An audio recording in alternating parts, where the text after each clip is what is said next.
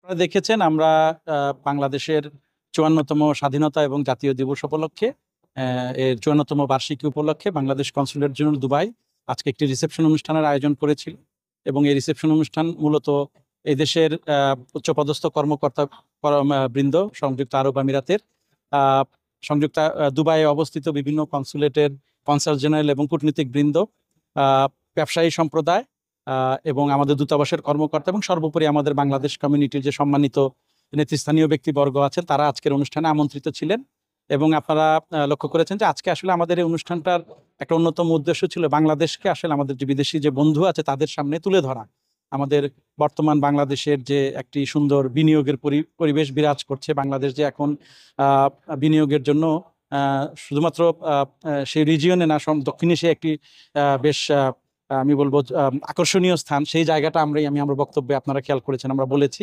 এবং আমরা চেষ্টা করেছি যে আমাদের এখানে যারা উপস্থিত ছিলেন, যে সমস্ত আমাদের বিদেশি রাষ্ট্রের বিদেশি বন্ধু রাষ্ট্রের প্রতিনিধিবৃন্দ উপস্থিত ছিলেন, তাদের মাধ্যমে আমরা আসলে এই বার্তাটা দিতে চেয়েছি যে আমাদের যাতে শুধু সংযুক্ত আরব আমিরাত নয়, বরং সমগ্র বিশ্ব থেকে যাতে বাংলাদেশে আরো অধিক হারে বিনিয়োগ যায় এবং বাংলাদেশের বর্তমানের বিনিয়োগের যে সুন্দর একটা পরিবেশ বিরাজ করছে সেই পরিবেশের সুযোগ নিয়ে যাতে সেই সুযোগটা নেওয়া হয়, সেই জন্য আমরা একটা আহ্বান করেছি। এর পাশাপাশি আপনারা দেখেছেন যে আমরা এই দেশে আমাদের বসবাসরত সম্মানিত প্রবাসী বাংলাদেশিদের কথাটা উল্লেখ করেছি।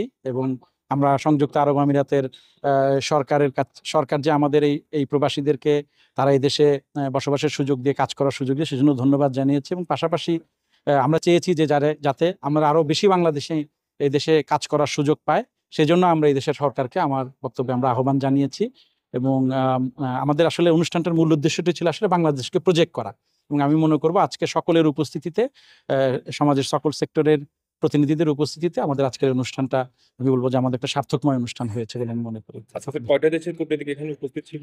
আমি সঠিক সংখ্যাটা জানি না, বাট অন্তত আমি মনে করতে পারি যুক্তরাষ্ট্রের কনসাল জেনারেল এসছেন, পাকিস্তানের কনসাল জেনারেল এসছেন, Bharat, Sri Lanka, Indonesia, Philippines, turkey, Malaysia, south Africa, Peru, এর বাইরে এসছে বেলারুশ, থাইল্যান্ড এসছে। সো আমার মনে হয় অন্তত 30 জনের মতো এসছে। এবং আরো বেশ কিছু প্রতিনিধি এসছে, অনেক কনসাল জেনারেল আসতে পারে নাই ব্যস্ততার কারণে, তারাও এসছেন। তো এটা মোটামুটি একটা ভালো, আমি বলবো যে একটা কূটনীতিকদের একটা সমাবেশ ছিল। Thank you so much. Thank you.